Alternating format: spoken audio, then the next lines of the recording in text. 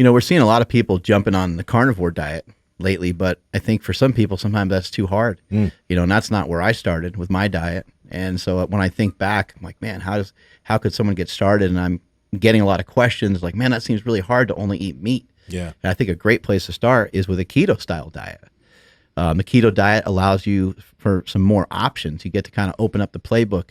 It's okay if you have some veggies here and there. It's okay if you can even have some treats here and there, which are really, really wonderful. And I don't know if you guys tried the birthday cake Perfect Keto bar yet, but holy crap, they sent me some of those bad boys, and I think they're gone, unfortunately. But those are delicious. But I think keto is a great place for people to start because sometimes being so locked into a carnivore diet can be really difficult. Now we just got more options on a keto diet. And another way for you guys to get started is a cool little survival kit that we have from Perfect Keto. Okay, so we got 4 different items, 4 of my favorites. We first have the MCT oil powder, that powder that you add to your coffee every morning. The salted caramel flavor, I heard, is absolutely amazing, but Mark here took it. So you can get the MCT oil powder. Then we have the instant keto coffee, which you can it's an instant coffee that you can just have directly with water. And then we have something wonderful, the Keto Nootropic. If you want to get into zone mode or Zen mode, right, and be able to focus while you're working, the Keto Nootropic is absolutely amazing. Andrew had some cool points about it, that it's fat soluble, which is why it works so well. Yeah, because the Perfect Keto Nootropic actually adds fat in, so you don't have to add in any of your own, and that makes it so that way your body can actually absorb the nootropic. It also has actual ketones in it. It's got BHB in it. That's pretty dope. Yeah, That's why it works so well. And then lastly, one of my favorites, the keto electrolytes. So especially on days that I'm low carb or no carb, I got to get some electrolytes before I do a lot of jujitsu because I'm sweating. And those electrolytes are awesome. I love them. Stops me from cramping and get all my electrolytes in. I honestly think it was an unfair advantage that you might have had in your last jujitsu match, but I don't want to, don't want to speculate. Controversy. Let's be careful there. But You guys got to head over to perfectketo.com/powerproject at checkout. Use promo code PowerProjectBundle for $25 off your order of $100 or more, or use PowerProject10 for $10 off any order of $40 or more. Hope you're not recording that, Andrew. I just started. Oh shit, you didn't get that part. I got that part. No, get that shit off. It's don't worry about it. You're the resident black dude. So my girl's mom watches this sometimes. I don't need that in my life. We're not allowed to talk about black people? No. It is safer just not to say anything, right? Oh shit. Yeah. Anyway, we're gonna be talking about some keto today, huh? Some ketosis, some perfect keto. Mm-hmm. Yeah, buddy. Oh yeah. Right. Yeah, I think it'd be really cool to dive in and learn about, can you build some muscle on a ketogenic diet? Can you do a ketogenic diet in a healthy fashion? Can you do it for performance? I feel like some of these things are a little bit different, right? There's different ways that you might follow the diet for different results, right? Yeah, keto is one of those things that a lot of people, especially in bodybuilding, wouldn't want to mess with. Most bodybuilders wouldn't want to mess with it just because, you still have the idea that you need to eat a lot of carbs to gain muscle, or to gain muscle efficiently. And even for performance too, we always talk about it, guys that do lifting, martial arts, etc. You're always fed that you need to have carb-rich meals for your performance. So it's going to be cool because he has a really, really deep understanding of the ketogenic diet, of the processes that goes on, and we can get deep and nerdy with him.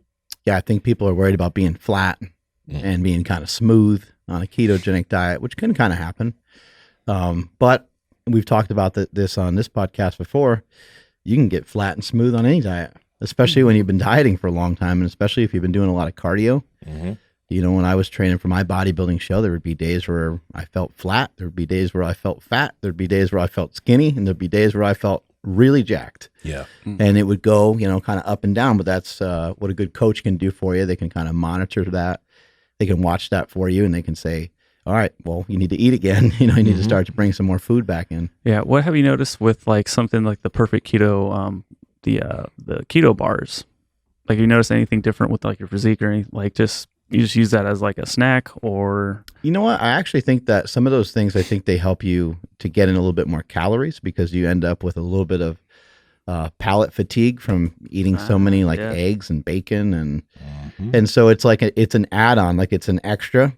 And then if you're trying to have a little bit more weight management and you're trying to stay a little bit more on the leaner side, then you just want to account for that, and you just want to say, hey, look, I'm probably going to eat like 1 or 2 of those every single day, and there's no like free lunch. You don't get away with just eating whatever you want. So as long as you're accounting for it and you're trying to do it in a weight loss fashion, then it gives you something to look forward to.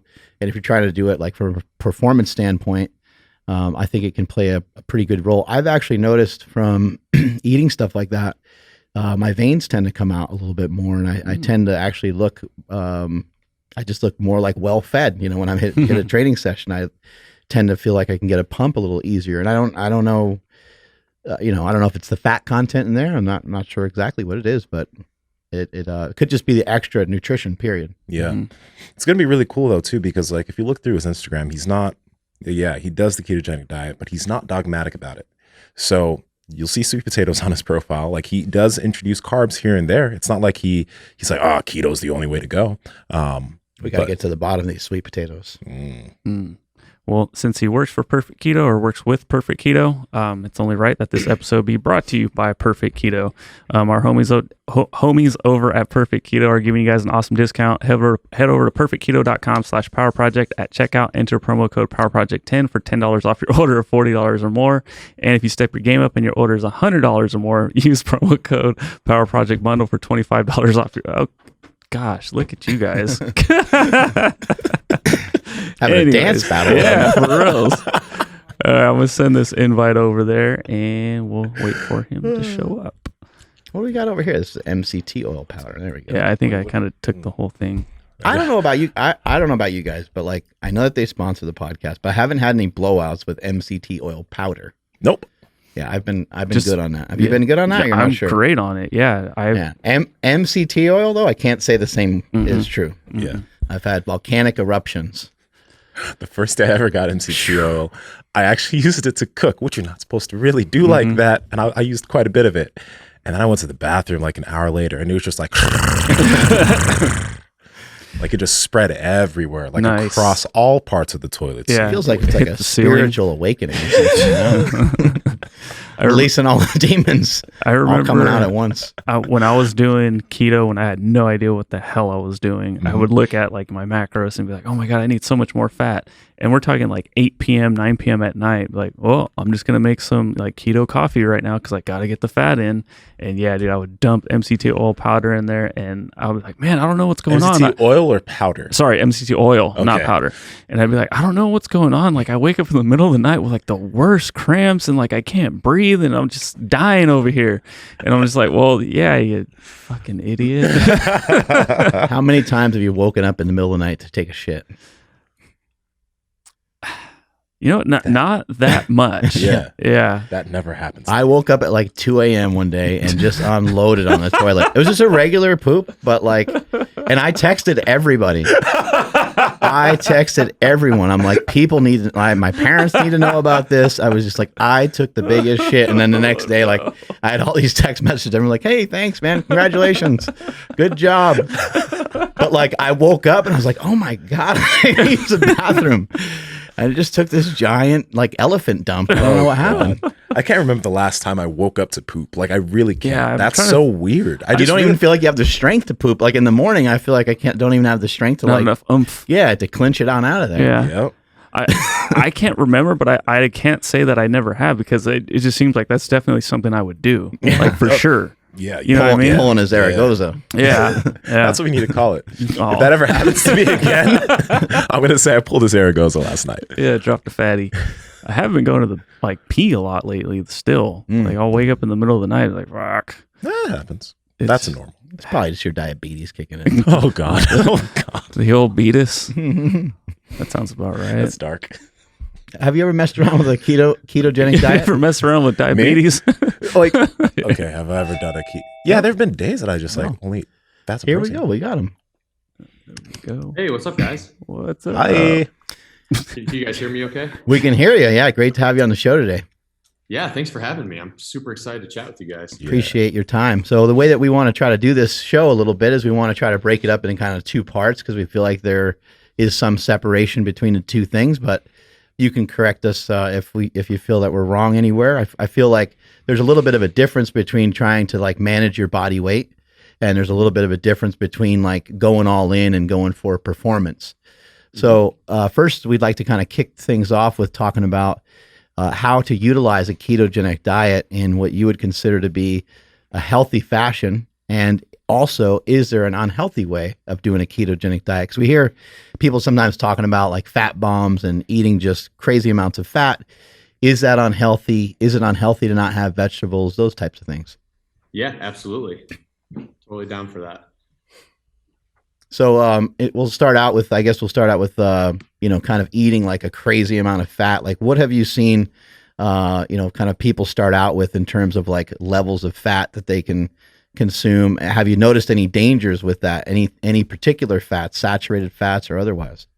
Yeah. So, when most people start the keto diet, they always kind of go with those traditional macronutrient ratios of like 75% fat, 20 to 25% protein, 5% carbs. I think for somebody who's a beginner, that can be a fair starting point. I think that if you're coming from like the standard American diet, making that shift to cutting out carbs is probably the most important thing for those people. So especially if you're somebody who's like very insulin resistant, right? You don't metabolize carbs very well. If you're cutting out the main source of most of your problems, then you're probably going to be in pretty good shape. But over time, I think what happens is that approach is too high fat and too low protein. And when you talk about, is it harmful? I don't think that it's harmful from a health standpoint, but I don't think that it's most optimal. I think that the 20 to 25% of your calories coming from protein is just too low, especially for somebody who is exercising, lifting a lot of weights, especially the people that you guys are probably working with. It's just not optimal. And there's plenty of research to show that people who, we hear all this stuff that ketones are muscle sparing and all that. And there's a lot of truth to that. But at the same time, if you have this massive demand for protein to help you with recovery and everything, those traditional macronutrient ratios just aren't going to cut it. But when it comes to like talking about, is having too much fat going to be harmful to you? I think it depends really what the type of fat is. So if you're eating, clean sources of fat, you're talking about, red meat, you're talking about, having good seafood, and some of those maybe omega-6 fats that are coming from whole food sources like nuts and things like that. I think that those can be okay. But if you're consuming massive amounts of, pro-inflammatory vegetable oils and things like that, definitely not the type of fat that we want to have in our diets. I think that more people are starting to realize that. And I think that's where the quality standpoint of keto comes into play. Like you talked about before, is there like a wrong way to do keto, or is there a way to do keto that can be harmful? And I think that's kind of the way that keto can be done harmful. If you're eating a diet that's, having your meat cooked in vegetable oils and things like that, I just don't think that long-term that's going to be a good idea. I still think that it's going to be far superior to the standard American diet, but in terms of really optimizing your health, probably not the best approach. So almost anything might be better than what people are currently doing. Yeah. Right. I would say that, if you're taking any step in the direction of getting away from the standard American diet is a massive win for anybody, especially when you consider that like 50% of our population is pre-diabetic. Yeah. So, that's definitely a result of our standard American diet. So if anything we can do that's getting away from that is going to be a huge win. How would somebody that's listening to this, it could be somebody's aunt, somebody's uncle that they want to share some of this message with, or it could be somebody directly listening to this. How do they get started on this diet? How do they kiss carbohydrates goodbye? And I guess additionally, do we have to kiss them goodbye forever? Yeah, those are great questions. So I think the answer to that comes in knowing yourself and knowing who you are, right? So, there's a difference between what's the most optimal way to get started and what's the best way to, kind of adopt this as a lifestyle, right? So I think the best approach, if we were just looking cut and dry, no lifestyle factors, would be cut carbohydrates out, eat whole nutrient dense whole foods, and stick to that long term. But for somebody who, if you're eating 400 grams of carbohydrates a day, you're accustomed to having sweets after every single meal, you're drinking 1,000-calorie coffees from Starbucks in the morning, that's a pretty big jump for somebody like you. So I think that if you're coming from that and you feel like this jump to going no carb or low carb is a pretty big step, I would start small and just say, can you cut out added sugar? Can you get rid of added sugar and processed carbohydrates? Can you cut out having like sugary breakfast in the morning? I think that for a lot of people, if you can start your day with, either fasting or like a nutrient dense fat and protein meal, you're going to see benefits that are going to make you think that it's going to kind of show you that this is something worth exploring, right? Like if you have a good quality breakfast that's not loaded with sugar, you have more energy levels throughout the day. Your mood is a little bit better. You don't have that crash in the afternoon. And I think that's your brain's functioning better. I think that's going to be the thing that's going to show people like, oh, there's something to this, cutting out carbs. Maybe I should try cutting out the carbs in the other meals I have. Right. And I think that that's probably the best approach for a lot of people out there. Right. For me, when I started keto, I was just a meat and vegetable guy anyway. I wasn't much of a sweet guy. I love steak. I love broccoli, stuff like that. So it was just like that was fine for me. So it's pretty easy to make that transition. But my dad started keto a couple of years ago, and he was a chocolateholic, right? Like he loved having chocolate after meals. So for him, it was like, let's find some replacements for those things that are going to be better than what you're currently eating. And what was the second part to that question that you had? Kind of, do we have to kiss carbohydrates goodbye forever? Right. Yeah. So that's such a good question, because it's a common misconception within this space where people think like, if I start keto, that means that I have to stay keto forever. If I slip up, that means I'm done. I'm starting back at like ground zero. And what about your Instagram? Instagram followers will run away. They'll think you abandoned them. They'll be like, "What's going on? The guy ate a sweet potato." Yeah. Oh my gosh, man! I actually put up a post recently. I was talking about like blood sugar, how I did like a ribeye with a sweet potato, and I was kind of talking about the blood sugar impact of like having the ribeye with it and how it changed things. And people were like, "That's not keto. You can't have that. I thought you were, following the keto diet." It's like, guys, if the sweet potato is not the worst thing that you can do in your diet, I think, if that's the worst you're doing pretty damn good. But yeah, I think that it sets an unrealistic expectation to say that you're never going to have a carb again. I think that if you fall into that category of being insulin resistant, pre-diabetic, diabetic, then it makes sense for you to not have carbohydrates until you're able to, restore your metabolism to a level where maybe you can start incorporating them again. But while you're dealing with, like, if you're operating at a baseline that doesn't allow you to use carbohydrates effectively, then it doesn't seem to make much sense to use them. But for the rest of the population, or for somebody who does keto for a long period of time, they restore their metabolism, they become a little bit more insulin sensitive, they can better handle those carbs. There's nothing wrong with incorporating them, as long as you don't go back to where you were before. You hear a lot of people, they say, well, the keto diet doesn't work because I stopped doing it and I gained all the weight back. Mm-hmm. Well, it's like, yeah, if you were eating pizza every day before Pop-Tarts, and then you went back to doing that again, you would expect to, it's like the analogy of if you were lifting weights in the gym and you gain a bunch of muscle and then you stop and you lose it, would you say, oh, lifting weights doesn't work because, I lost all the muscle, right? Like you wouldn't say that. So yeah, it's definitely unrealistic to say that you're never going to have them again. I think that even for a lot of people, it may even be better to incorporate them back in. Myself, I did keto for 3 years and was pretty strict and didn't incorporate really any carbs. Now I do occasionally use performance carbohydrates. So I'll use some carbohydrates before training for certain types of training, the ones that I found to work better for me. And then certain whole food carbohydrates like sweet potatoes, I'll use those occasionally.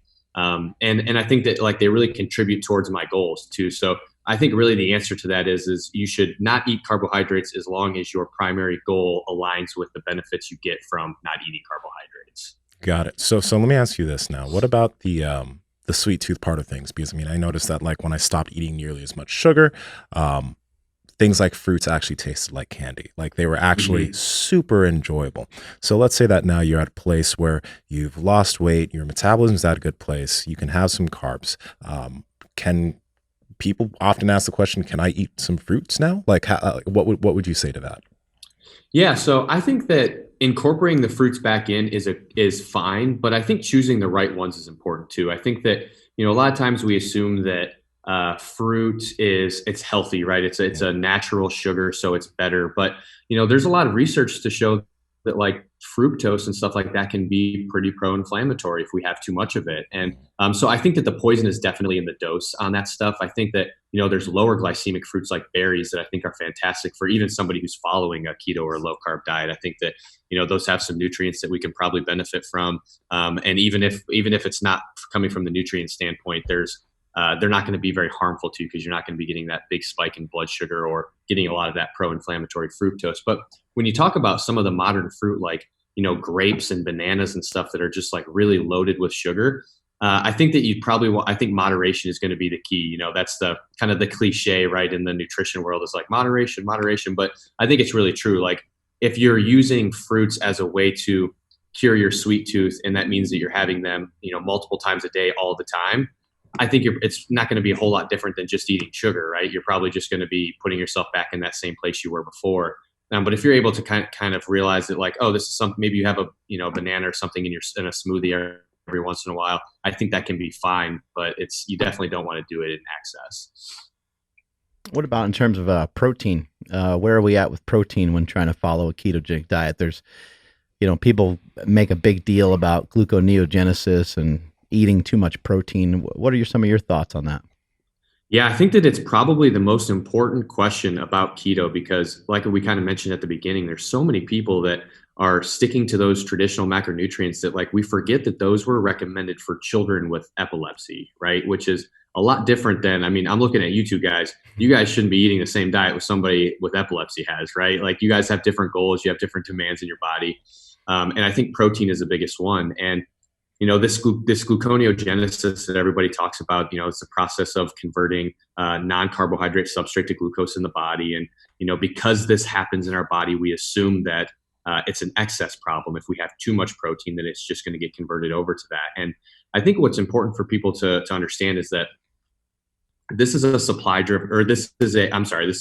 demand-driven process, not a supply-driven process. So that means that gluconeogenesis has to occur. We have to have some blood sugar because there are some cells in our body that can't use fat and it can't use ketones. So we have to have some glucose circulating. But the beauty of it is that we don't have to eat the glucose to acquire it because of this process. But that doesn't mean that, eating a ribeye is going to turn into sugar in your bloodstream, right? Turn into a chocolate cake. Right. That's like my favorite analogy. Like if you think that a ribeye is going to turn into a chocolate shake or a chocolate cake in your body, we got some work to do on your understanding of how the body works. But yeah, I think, even there's studies out there where we talk about even the most metabolically damaged people, people who are dealing with diabetes, who I would say, pretty metabolically damaged, massive protein overfeedings with them still only leads to a very minor increase in blood sugar, which I would actually say is probably just a result of a postprandial blood glucose spike that you would get anyway, regardless of if you were diabetic or not. And this is talking like 50, 60 gram protein in one sitting feeding. So, there's really nothing in the research that speculates that I think that we should have less protein or that we need to think about not eating, not having too much of it on a keto diet. There was actually a study published at the end of last year where they took, average Joes, had them do resistance training for, I think, 12 weeks, follow a keto diet. I think they were doing like 20% of their calories from protein. And the men especially lost muscle mass in this study because it just wasn't sufficient to meet their demands. And that's for, an average Joe, like I said, which is a lot different from the athlete or the high performer or somebody who's carrying around a lot of muscle mass like you guys are. 20% protein is just not going to be sufficient unless you're eating, a massive amount of calories that 20% ends up, being a pretty high amount of protein. So I think that it's a narrative that needs to change. You see it a lot with women too, where I've worked with some women on the diet and they eat low protein and they do it for a long period of time and they end up with some pretty gnarly side effects from it. And it's just, I think that it's the wrong way to look at it. And there's too many people that are promoting that style of keto. So I'm definitely on the pro protein train. What kind of side effects, by the way? I'm curious. Well, one of the big ones is like mood. So I've noticed a lot of like, yeah, right. That's what you really want to be careful with. Yeah, like a big one has been mood, like just having like, being more depressed, having more anxiety. That was a big one. I had like a couple of years ago, I had 5 women come to me and they told me that, I started doing keto. I was feeling great. And then I started just having a ton of anxiety. I was like, really, let's just take a look at your diet. And they look at it, it's like, man, you're eating like 50, 60 grams of protein a day. You're working out hard, like lifting weights, doing like we got to increase that. And then we start increasing protein and the side effects go away, So I think that and on top of that, they also are better able to recover from their workouts. So you get a lot of people who are super sore after training when they're following this low protein version of keto. They're not able to train as frequently. So, that's obviously another pretty big side effect. And And I think it's important for people to realize that protein is not just something that we use for building muscle. Protein it's important for every process in our body. We have to have protein for it. So, if we're not getting enough, that means that we're not going to be functioning optimally. I heard that, or what I've heard a lot about is that a lot of people do the lower protein because they're trying to like chase ketones. They're tracking their ketones, and also when they eat more protein, it's like, so can you talk about that, especially for those individuals that are, because I've never tracked my ketones before, but I've heard about it a lot. So what should people think about there? Yeah. So, well, I guess the first question is why are you chasing higher ketones? And I think that that's probably a bigger question when it comes to keto. I think that, there's some therapeutic uses where it might be beneficial for more ketones, things like neurological disorders, maybe cancer, different things like that. But for the regular person that's just following keto for lifestyle reasons or weight loss, there's really no reason to be chasing higher ketone levels. So I think that that's probably, the first thing to address there. But anecdotally, with the people I've worked in, admittedly, there's not a lot of studies that we can look at that monitor this type of thing. But from what I've experienced with myself, I do a lot of self-experimenting, and I try to do a lot of data collection on anybody that is following the diet kind of in my life or people that I work with. I haven't seen it be a problem. I think that most times people who are reporting lower ketone levels and kind of saying that it's from protein are just people who are testing their ketone levels after they eat. And if you have a massive, let's just say that you have 10, 20 grams of protein and 50 grams of fat, your ketone levels are going to go down because the demand for ketones is less after a meal. You've provided energy through your diet. You've provided it exogenously, so you don't need to have as many ketones circulating. So what I've seen is that in people who are actually testing their ketone levels in the morning, fasted, kind of establishing like a baseline, having more protein doesn't change your ketone levels. I haven't seen that be a problem. So I think a lot of the reports on that being something that leads to lower ketone levels is not something that it's not true to what people are saying. What is a ketone? Yeah. So, it's that little magic molecule that everybody talks about that cures everything, right? It's like the end all be all the health that everybody says. It's funny because I feel like that's how it's become, where everybody thinks that it's just like this magic thing. Ketones are something that have been a part of the human evolution, for the human physiology, for as far back as we know. When we cut back carbs and if we cut back calories, our body burns fat, and some of the fat that gets burned gets converted into this energy molecule known as a ketone. It gets created in the liver. The liver sends it out into our bloodstream, where it can be used as an alternative energy source to glucose and fat by almost every cell of the body, but primarily it will be used by the brain. So there's research that shows that most of the other cells in our body will forego using ketones when they're present to kind of preserve them for our brain. And the reason why is that, our brain can't really use fat for energy. So it wants to make sure that we're saving enough energy for that brain that has the biggest energy demand in our body. But what makes ketones unique compared to other energy sources is that they're signaling molecules. And, you can go kind of deep down a rabbit hole on that. But basically, there are epigenetic changes that can occur when your cells are metabolizing ketones. We can, improve our mitochondrial function. We can signal for different things to different genes to be turned on and turned off. That is kind of what allows these things to have such robust benefits that, you hear people say like keto is good for this, that, and this. It's like, how is it good for so many different things? Well, it's kind of because these ketones are pretty incredible, remarkable little energy molecules that can do a lot of stuff. But what I say for the majority of the people out there who are just following keto as a lifestyle thing, it's a great fuel source for your brain that leads to incredible mental clarity. And I think that's probably the easiest way to look at it for those people. Yeah, I think ketones are fascinating. I think there's still so much more to learn and know about them. But what I see is that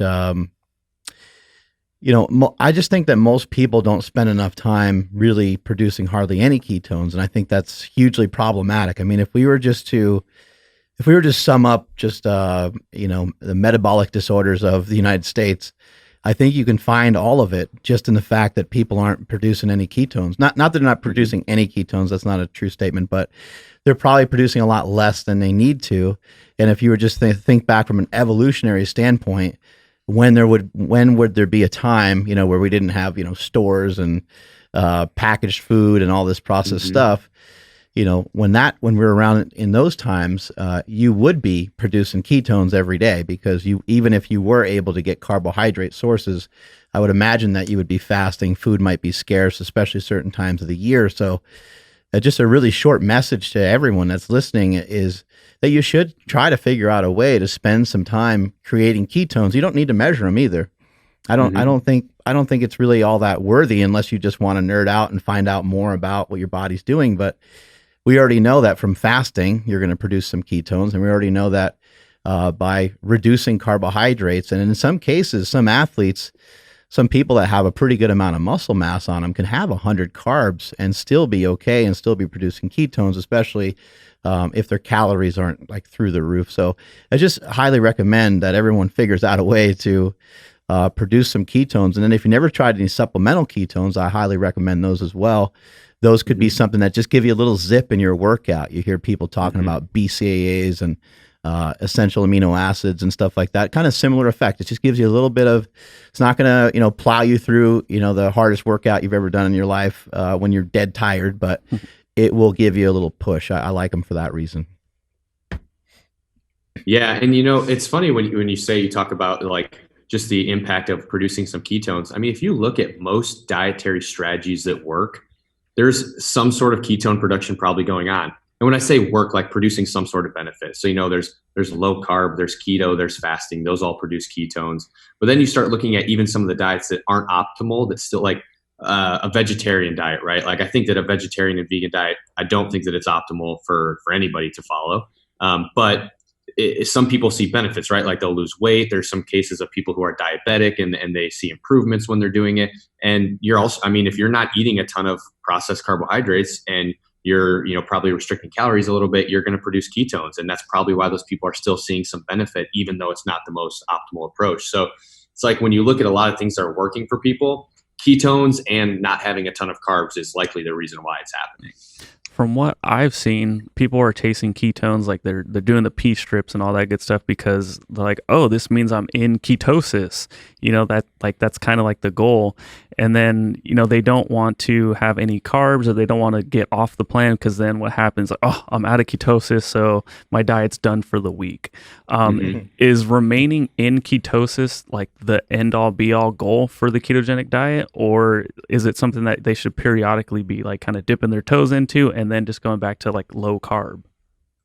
Yeah, so I think that that's a phenomenal question. I think that it kind of similar to what we were talking about before is, there's benefits of being in ketosis, right? And I think that as long as your primary goal aligns with that, then you should be in ketosis. But that doesn't mean that it has to be all the time. So, if you're a new person to keto, you've never done it before, you should probably try to maintain ketosis for a pretty lengthy period of time so that you can allow your body to adapt to producing and using those ketones. If you're frequently kind of kicking yourself, quote unquote, kicking yourself out of ketosis when you're first starting the diet, you're not going to really properly adapt. So I don't think that that's the best approach. But once you do become, fat adapted and you're pretty efficient at burning fat and producing ketones, it's very easy for you to go in and out of ketosis. Like for me, I can, if tonight I decided that I want to just blow up my diet and I'm going to go, drink 10 beers and eat a pizza and have some ice cream, I'd be back in ketosis by midday the next day because my body can handle those things. So, when you ask the question, is a primary goal to stay in ketosis, I think it has to align with what your actual personal goals are. So for me, I'm not doing keto to lose weight. I'm not doing keto for, necessarily performance measures. Like mostly it's, I want my brain to work really, really well. So when I like going into this podcast, I want to be able to talk fluently. I want to be able to, pull good things from my memory. I'm going to be in ketosis coming into this podcast because it makes sense for me to, it kind of aligns with what my goal is. But, next weekend, if I go see some friends and if my primary goal is kind of having some fun with friends and having a couple beers or something, I'm going to do that and not really worry about it. Right. So I think that that question is kind of part of a larger lifestyle question. And I don't think that people need to maintain ketosis 100% of the time. I think that cycling in and out of it is perfectly fine. And trying to chase deeper ketone levels, we've never proven that that's actually better. So I don't think that that's a good thing to focus on either. Are you aware of any studies with supplemental ketones being utilized to help regulate blood glucose levels in maybe somebody who's diabetic or pre-diabetic? Not in somebody who's pre-diabetic and diabetic. I haven't seen that yet. But what we do see is that ketones and blood glucose tend to have a pretty inverse relationship. So when one goes up, the other typically goes down. And that has been replicated with supplemental ketones, where increasing your ketone levels via exogenous ketones does lead to a decrease in blood sugar, what it seems like is happening is it's a kind of an improvement in insulin sensitivity that's kind of allowing you to metabolize some of that extra glucose that's circulating. So, it's hard to extrapolate if that would also transition over to somebody who's a little bit more metabolically inflexible, like somebody who's diabetic. But we've seen some pretty good anecdotes of people who have seen a lot of success using the diet and exogenous ketones, right, using them together for that. So, but it's kind of one of those things, like, unfortunately, there's not a lot of research on it because there's not a lot of money to be made on that research. So people don't study it, which is, it's a kind of the same thing for a lot of those holistic health approaches, like carnivore, right? Like I think you guys are pretty big into carnivore. Yeah. Love the carnivore diet. I think it's phenomenal. Nobody's going to study the carnivore diet because there's no money to be made off of people eating steak. And that sucks because, there looks like there's so many implications for a carnivore diet, especially with like autoimmunity and things like that. So you see the same thing with exogenous ketones. There's a lot of patents out there on exogenous ketones already. There's not a whole lot of incentive for anybody to put money behind the research. So unfortunately, we don't see that. But when you start looking at the anecdotal stories, we do see some pretty positive stuff. You did mention becoming fat adapted, and I hear a lot of individuals when they're switching from, eating a lot of carbs to eating a lot of fat, they're like, oh, I can't handle eating this much fat. I feel uncomfortable. I'm blowing up the toilet. Like, can you explain to us, I guess, the process of an individual that, I guess, doesn't handle fat well initially to becoming fat adapted, what people should expect, how long it might take in terms of the range of time, et cetera? Yeah. So one thing I think that you hear a lot of people say that about, like, having some digestive issues. And I think for a lot of them, it's because when you first hear about keto, it's like, you got to pound MCTs and coconut oil. Like, we all know talking about earlier. Like, whoa. Yeah. You only have to do that once before you know that that's a mistake to go too heavy with that. So I think that's probably what's going on for most people. But there are some people who just don't handle having a lot of fat in their diet very well initially. I think that everybody can handle it just fine. But if you've been eating a low-fat diet, that's just a foreign object to you, right? So you kind of got to figure it out. I think that one thing that can help is, I don't believe that you have to have vegetables and fiber in your diet. I have yet to come across any research that says it's something that you have to have. But that doesn't mean that in certain instances it doesn't provide benefit. And I think that for people who are having a hard time with fat in their diet, having some, like the green vegetables, broccoli, asparagus, things like that, that adds a little bit more bulk to your diet, that might be helpful for kind of easing the burden, unless you have a digestive issue that's preventing you from, doing well with those green vegetables. But I think that adding that in with the fat can be helpful while you're transitioning, and then you can slowly kind of start to remove that from the diet if you want to. How about oil? Because you've mentioned that about 2 or 3 times now, and I anticipate that a lot of people, and I used to cook with like canola oil and stuff in the past, right? Yeah. I didn't know that was bad, right? So what should people be thinking of in terms of oils they should be cooking with, oils they should be avoiding? And can you explain MCT oils a little bit and like what their exact benefit is, why we should use it? Yeah, absolutely. So I think it's really easy to think about what oils you should be using, and it's to think about what's the source of the oil, and is that a fatty resource or fatty source, right? So avocado oil, avocados are full of fat. You can imagine that their fat would come out of that, right? Corn oil, how much fat is in corn? Not very much, right? How much butter you put on it. Yeah, exactly. Very true, very true. But like canola or like rapeseed, right? That's what canola comes from. How much fat is in that? Well, not very much. Soybeans, how much fat? So it's like, so if you understand that, then you realize to get to a cup of like soybean oil or canola oil, you're talking about like having a ton of soybeans that are going through like high heat extraction methods that just lead to like toxic materials. So if the source is not fatty, then it's probably not an oil that you should be using. So things like avocado oil, olive oil, coconut oil, those are all fat sources, right? So it makes sense that we should be eating oil that comes from those. So I think that's a pretty cut and dry, easy way to look at it. When you talk about MCT oil, so MCT oil is the reason why it's so popular in the keto space is because it's the most ketogenic fat. So if you kind of look at the way that the body metabolizes fat, most of the ketones that we produce do not come from the fat that we eat. Most of those ketones come from our stored body fat.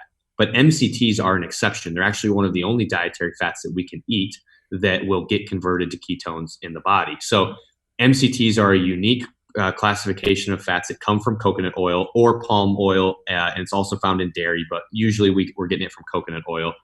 And for kind of the people out there who have never heard of this before, MCT stands for medium chain triglyceride, which all that means is that the length of, in simple terms, the length of the fat is shorter compared to fats that are found in other whole food sources like meat.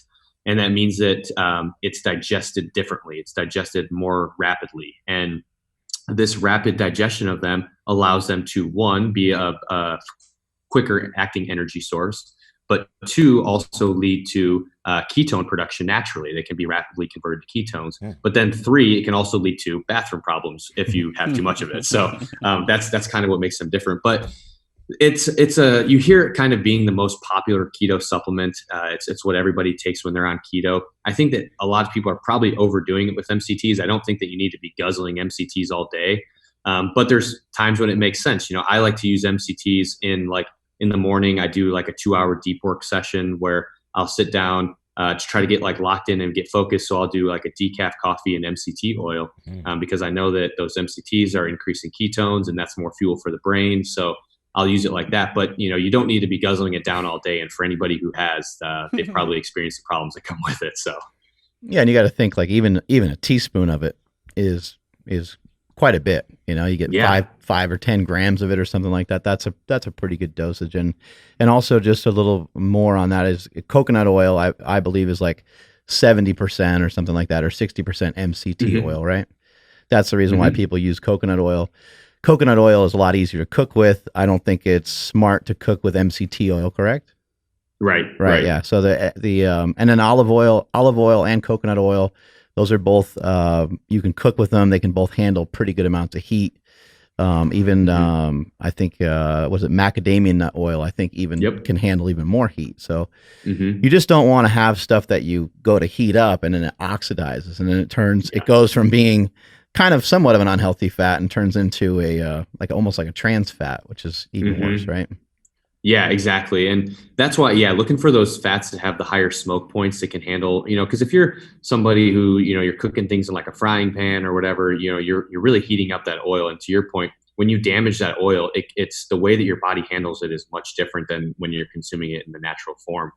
And yes, it's something that, and even with like some of those other oils too, like I think that cooking with coconut oil and olive oil is great, but I still think the best option is just cooking with butter. I think that in my opinion, like things that come from animals are better than things that don't come from animals. So, and it tastes great. Yeah. Use some bacon grease, right? Yeah. Things like that. Yeah. So somebody just gets started on this diet and they're trying to really get their footing and, they do the diet for 2 days and they fall off, and they do the diet for 3 days and they fall off. And they come back to you, or they're, coming back to one of us to try to stay on this diet. What are something that you would suggest for them to be able to continue and to really stay on it? Do you have any? I realize each person is very different in terms of their personality, in terms of the foods that they really enjoy. But do you say, hey man, you know what? Just go have at it and eat a lot because you really do enjoy food. And I think it'd be good if you were occupied with it. Or do you try to have them fast so that they kind of they decrease their hunger hormone? Or like, what's some strategies that you use? Because I think a lot of people, they'll get through a few days and they do pretty good and they know it helps them. They've tried it. They lost some weight, but then they just have a really hard time sticking with it. Yeah. And I think, that's the question is like, there's a difference between what's most optimal approach and what's the most sustainable approach for the client or the person in mind. So I never recommend that somebody starts by doing, I really not a big fan of calorie counting and macro tracking for most people anyway. I think that it can be too restrictive. If you're an athlete or somebody who has a reason to be like hyper focused on it, that's a different story. But yeah, you don't want to be hungry. Like if you're dealing with hunger, you're going to be more likely to slip up. If you're coming home from work and or you're on your way home from work, you're in your car and you're just hungry because you ate like broccoli and chicken for lunch and your hunger hormones are going crazy, you're going to be more likely to reach for a soda or a candy bar or something like that. So the biggest thing I think is eating enough. I like to, when I start somebody on keto, I like to give them a list of foods and say, hey, these are the keto friendly foods. Eat as much as you want for right now, because I think that as somebody becomes fat adapted, you're going to get those benefits that help reduce the hunger hormones. It's going to make it easier to, find where you should be with your calorie intake and stuff. So I think that's a big thing, is just don't allow yourself to be hungry. But then I also think that, two things is what's the reason why you're slipping up, right? So if your slip up is that you come home, your whole life you've had dessert after dinner, you always eat ice cream after dinner, and that's what you're slipping up on, is that you keep doing that. Well, go for a low carb ice cream. I don't think those are the best foods out there for people to eat, but it's going to be better than eating, Ben and Jerry's by the pint, right? So I'd rather have you going out and eat one of those lower sugar ice cream options and use that to transition yourself off of having that as, that's not a permanent solution, but it's a temporary solution, I think, to keep you going. And then the other thing too is like looking at habit stacking, right? I think that, you don't have to be perfect to be doing well. If you make it 2 days and you slip up, I think that you should celebrate that you made it 2 days and try to make it 3 the next day. And then, and try to just string those days together, knowing that like, this isn't an indefinite decision of like, I'm either keto or I'm not. And when I'm not, I'm doing the wrong thing. I think it's just being a little bit more honest with yourself and taking it easier on yourself, and knowing that you're going to slip up along the way, and that's okay. Just get back on track when you do.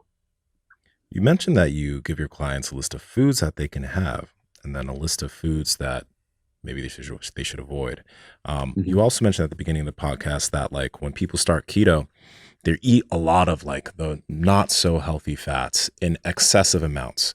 We already talked about vegetable oils, but are there any other not healthy fats or fats that people should probably have in limited amounts? Yeah, so I think in terms of like the actual fat, we pretty much cover them all, but there's sources of fat that are probably worth paying attention to. So like the typical processed dairy that a lot of people are eating, I think is not great. I'm not against dairy. I think that dairy can be fine if you have like access to like a good raw source of it. But the processed dairy that most people are eating is not only kind of, you're losing all the benefit of eating the dairy anyway, because it's all processed out of it, but it's also, there's a lot of added fillers and things like that that just aren't great. So when you talk about like, people who are doing, pork rinds and nacho cheese as like their snack all the time, that's hardly real food, right? You're eating pretty much just fake processed food at that point. Same thing with like a lot of like lunch meats and stuff, or hot dogs, processed meats. Probably don't want to be having a lot of that, with the only thing that seems like there might be some truth to it on the meat being bad for you is that having too much processed meat might be something that we should avoid. I think there could be some validity to that. So, doing hot dogs and stuff like that all the time, maybe not the best approach. And I don't think that we should be loading up on omega-6s either. So, even more quality sources of omega-6s like nuts and stuff like that, I think that those are fine because they haven't gone through those processes that kind of oxidize those fats and make them harmful. But our omega-3 to omega-6 fat ratio is still important. And we want to make sure that we're not having more omega-6s than omega-3s. So, if you're eating like a lot of chicken and nuts, for instance, that's quite a few omega-6s in your diet. Probably not the best approach. You'd want to make sure that you're having probably more red meat and fish, which is going to have a lot more of those omega-3s, which is going to be beneficial. So, I think it's more of the sources of it that you have to pay attention to, because, we live in a day where like, it's just hard to find real food. If you go to the grocery store, 80% of the food that you see on the shelves is just not real food. And even the stuff that's got the keto label on it, that, it's low net carbs and stuff, that doesn't mean that it's good for you.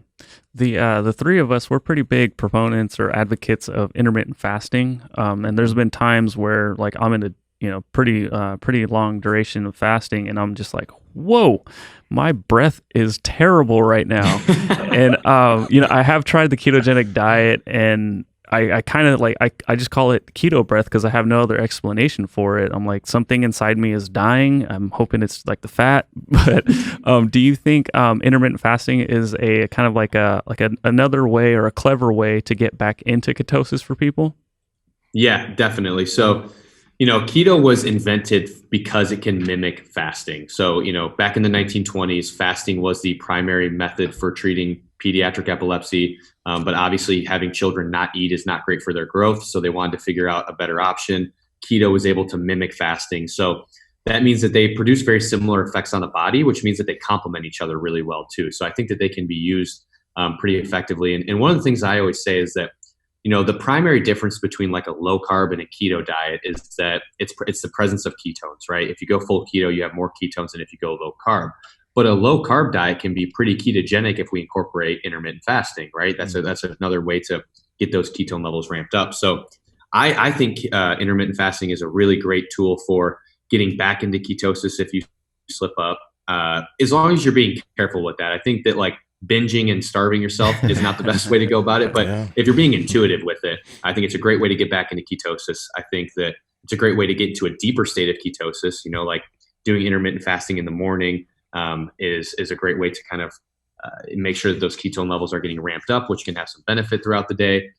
So I do think it's good for that. The one hesitation I have with intermittent fasting is that too many people are doing it too much and for too long, which, I think that calorie restriction is a great thing. Fasting almost inevitably leads to calorie restriction unless you're very in tune with your diet and you kind of make up for that by eating more during your feeding window. It's going to lead to calorie restriction for most people. And I think there's a ton of benefit to that. But being chronically calorie restricted, I think can have harmful effects. And we do know that like, if you weren't keto and you were calorie restricted for a long time, it would have some negative effects on your metabolism. There's research that shows that when you're in a state of ketosis, some of those harmful effects are mitigated a little bit. But I still don't speculate that, being in 1,000 calorie deficit for, indefinitely for like 3 years or something like that, I don't think that's a good idea. And a lot of people are doing that. I mean, my first year of doing intermittent fasting, I did intermittent fasting every day. And I realized that I wasn't tracking. And I sat down one day and I looked at like how much I was eating. It's like, oh, I'm eating 1,700 calories a day. I'm like 6'4". I weigh 200 pounds. I play basketball 3 times a week and, work resistance train like 4 days a week. Oh man, that's not great. That's not going to be good for me. So I think it's important. Like I think fasting should be cycled into your diet and not something that you do all the time. Yeah, that part you mentioned right there in terms of being in tune with like days where you should just eat more or days where you can manage. It's something that a lot of people, and even when I first started fasting, I fell into that trap. You got to make sure that you eat a lot on certain days. It's a big deal. Yeah, for sure. And especially when you're throwing exercise in there. I mean, and the other thing that I think to keep in mind too is that calories they're one part of the equation, right? Like I don't fall into either camp where I think the calories don't matter or I think that they're the end all be all. They're one of the factors that play a role in our health. But when you're on a low carb diet, when you're fueling your body with the right foods, calories seem to matter less.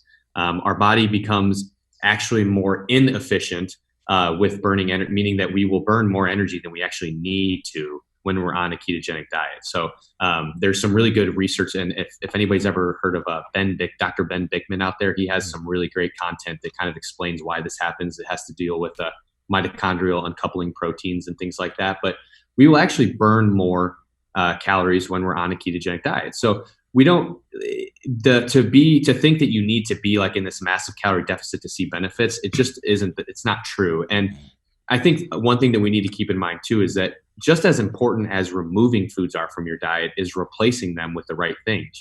If you go keto and you intermittent fast and you're only eating 1,200 calories a day, but you're exercising a ton, lifting weights, you're not giving your body the nutrients that it needs to repair and rebuild, right? And I think that that's the big thing. Like step one, get rid of the crap that's holding you back and ruining your health. But step two is replace that with good stuff. And, fasting is a great tool, but I think you have to keep the calorie intake in mind still.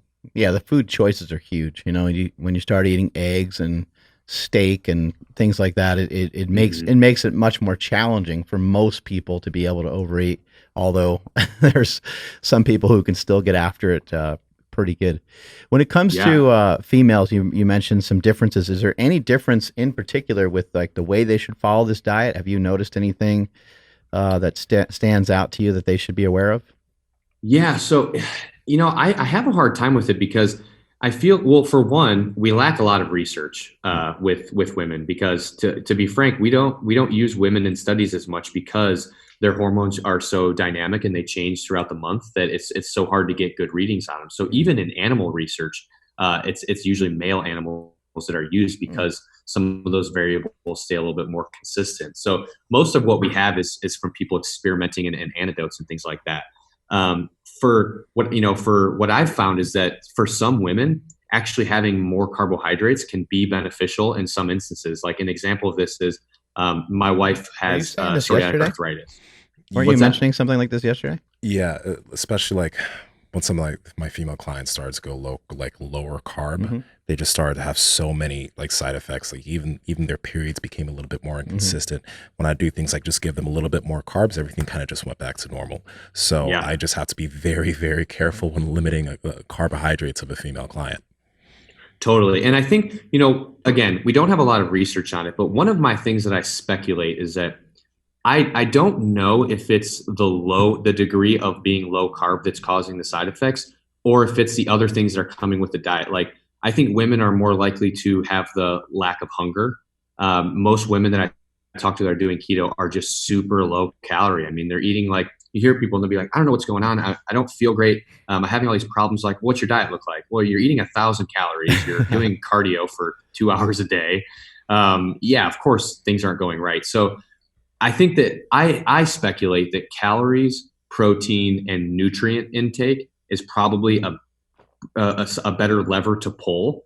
But there are some people where they have those. Like I have one friend out here who she's just like a superhero. Like you look at her, she has like incredible, like she's incredibly strong. She works out a bunch. She's just like, she's literally Superwoman. And she does way better with, like, she's had her diet dialed in to the point where she's been doing everything right and still experiences better benefits when she's around like, 80 to 120 grams of carbs a day. So I think that for some people out there, it is going to be better. But I think before you get to the point of thinking you need to have more carbs, let's look at those other things first and say, like, are you getting enough calories, protein, and what are the actual foods you're eating? If you're eating a keto diet where you're doing a salad with chicken on it and olive oil, not many nutrients in that diet, right? So like, let's see what happens when we start to incorporate more like red meat and things like that. One more thing I want to ask you about is, since you've worked with a lot of people on keto, have you noticed anything different with postmenopausal women? Like, do they seem to be more consistent on this diet than not? What do you mean by consistency? In terms of being able to stick with it without the mood or other types of things that typically happen. Yeah, so it seems like from my personal experience that postmenopausal women do the best with it. And it's hard for me to tease out why, because I was never working with them before. So is it that they're doing better because they're coming from the standard American diet and anything is better than that?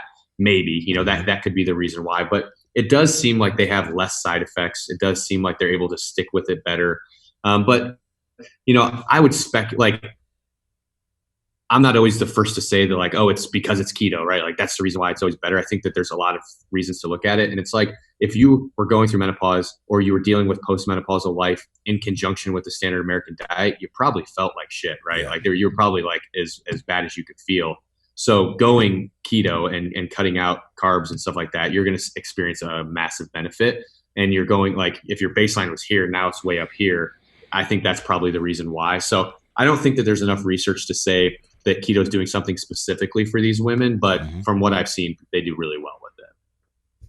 What about, somebody's doing the diet, they've lost a little bit of weight, they're feeling really good, but they're starting to really just be bogged down by not eating any carbs. How do we get some reprieve? We got some snacks or treats, or can they just have a day or a meal where they just kind of go for it? Yeah. So I think that once you're kind of I think you're doing yourself a disservice if you don't give yourself at least like 4 to 6 weeks of being consistent, because I think after 4 to 6 weeks, you're going to restore and repair a lot of things that can kind of make it so you can better handle those carbs when you do want to have them. So I think that that's probably kind of first thing. But then after that, I think that incorporating them is fine. Using them strategically is probably the best. So if you want to incorporate them before a workout or around a workout, it's probably going to be the best option. Whole food sources are going to be better. Like, I would much rather have somebody eating a sweet potato or even fruit rather than having like gluten, wheat, pizza, stuff like that. So I think that that's a big thing to keep in mind. But then also, I think it's, if you're going to have those cheat meals, you definitely want to limit them to some degree. I was at Metabolic Health Summit out in Long Beach a couple weeks ago, and I was talking with a guy who he just started a CGM company. So it's like a continuous blood glucose monitor. Yeah. And he said he had a friend who was, he was an athlete, incredible metabolism, kind of one of those guys, like you said, who could have like 150 grams of carbs and stay in ketosis. He was wearing the CGM and he went out one night and he drank a bunch of alcohol and he came back and he ordered a pizza and ate it. And his blood sugar went up above like 300 and it was like literally like diabetic, right? And it stayed elevated for like a really long period of time. So kind of tells you, like, if you're going to do it, the degree in which you do it, you should probably be mindful of it, right? Like, I think cheat days can be fine. They can be fun. I like to have them occasionally too, but 10 beers, pizza, and ice cream, you might experience some things that might not be great for you. So I think you just got to be mindful if you do it.